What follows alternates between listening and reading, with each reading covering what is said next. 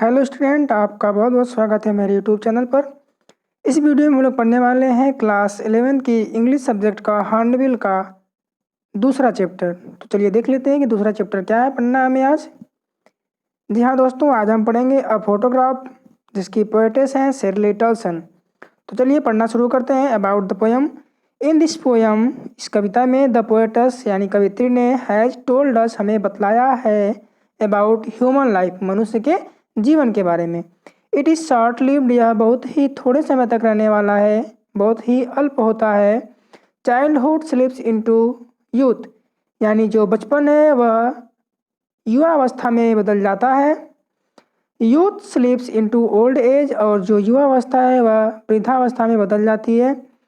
Man becomes sad, यानी आदमी दुखी होते हैं, रिमेम्बरिंग, याद करते हुए, the memories of the past, बीती हुई यादों को। नाउ लेट अस रीड, अब चलिए पढ़ते हैं अबाउट द पोएटेस यानी कवित्री की मदर, माता के बारे में, and find 3 stages of life, और जीवन की 3 स्थितियों के बारे में समझते हैं, जीवन की 3 स्थितियों को पाते हैं। तो चलिए आगे चलते हैं और पढ़ते हैं पोयम को। तो जैसा कि आप देख सकते हैं कि हमारे सामने पोयम आ चुकी है, तो चलिए स्टार्ट करते हैं। The cardboard shows me how it was. ठीक है दोस्तों, the cardboard shows me how it was. Cardboard का मतलब होता है कि गत्ता, लेकिन यहाँ पे कार्डबोर्ड का मीनिंग होगा फोटो यानी चित्र। तो द कार्डबोर्ड शोज मी यानी यह चित्र मुझे बतलाता है हाउ इट वाज, कि उस समय कैसा प्रतीत होता था। ये पहले के बारे में सोच रहे हैं और कह रहे हैं कि the cardboard shows me how it was, यानी यह चित्र हमें बतलाता है कि उस समय कैसा प्रतीत होता था।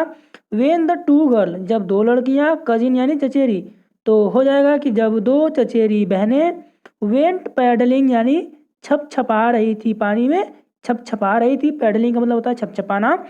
इच वन होल्डिंग, यानी जो प्रत्येक लड़की थी पकड़ी हुई थी, one of my mother's hand, मेरी माता के एक एक हाथ को।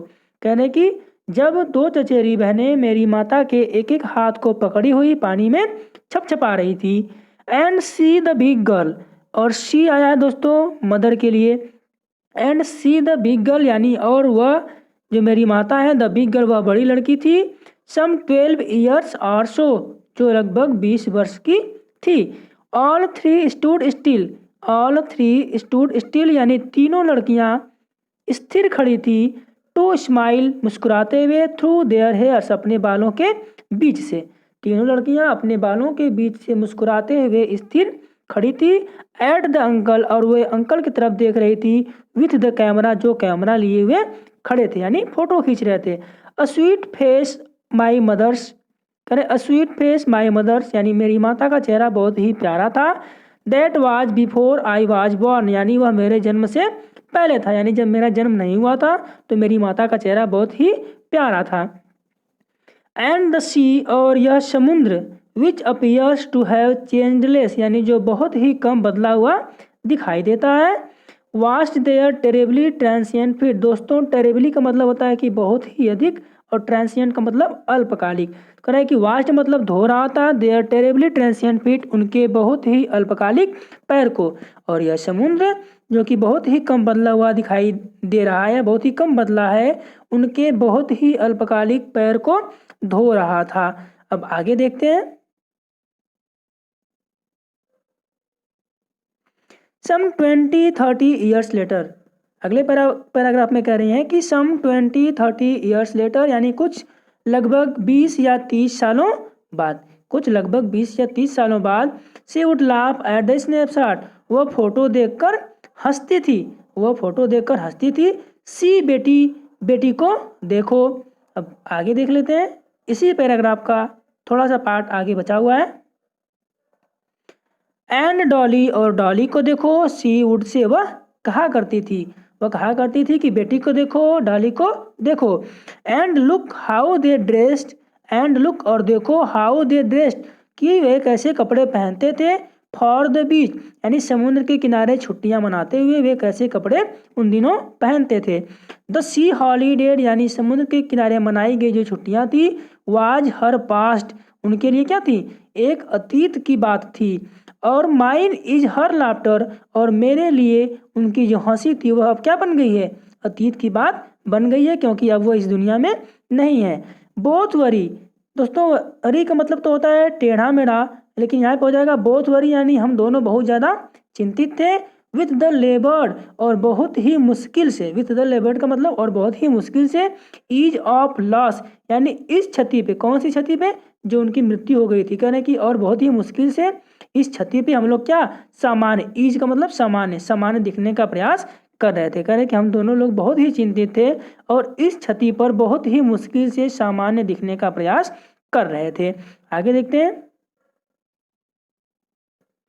Now she has been dead nearly as many years as that girl lived. Now she has been dead, यानी अब उनको मरे हुए, nearly as many years, लगभग उतने वर्ष बीत गए हैं, as that girl lived, जितना कि वह लड़की जीवित थी, यानी जितना कि वे जीवित थी। And of this circumstances, और इस परिस्थिति में, there is nothing to say at all. Sorry, there is nothing to say at all, यानी इसके बारे में मैं कुछ भी नहीं कह सकता, यानी इसके बारे में मैं कुछ नहीं कह सकता। It's silences, it's silence silences, कह रहे कि इसकी जो चुप्पी होती है, इस साइलेंस, इसकी चुप्पी साइलेंसेज मुझको क्या कर देती है, चुप कर देती है। तो दोस्तों आगे देख लेते हैं। यहाँ पे आपके लिए कुछ ग्लोसरी दी गई है। इस चैप्टर में जितने भी कठिन वर्ड आए थे उनकी मीनिंग दी गई है। दोस्तों कार्डबोर्ड, कार्डबोर्ड का मतलब होता है गत्ता या फोटो। तो दोस्तों फोटो को कार्डबोर्ड इसलिए कहा गया क्योंकि ये फोटो बहुत ही पुरानी हो गई थी, जो पोएटस देख रही थी तो वह बहुत ही पुरानी थी, फटी हुई थी, इसलिए उसको गत्ता कहा गया है। पैडलिंग का मतलब होता है पानी में छपछपा रही थी, छपछपाना। और स्टिल का मतलब होता है स्थिर। टेरिबली का मतलब होता है बहुत ही अधिक। ट्रांसिएंट का मतलब अल्पकालिक। हरी का मतलब टेढ़े मेढ़े यानी चिंतित। तो दोस्तों ये वीडियो आपको कैसा लगा, अगर अच्छा लगे तो प्लीज़ लाइक, कमेंट और शेयर जरूर करें और हमारे इस चैनल को सब्सक्राइब अवश्य कर लें। Thank you.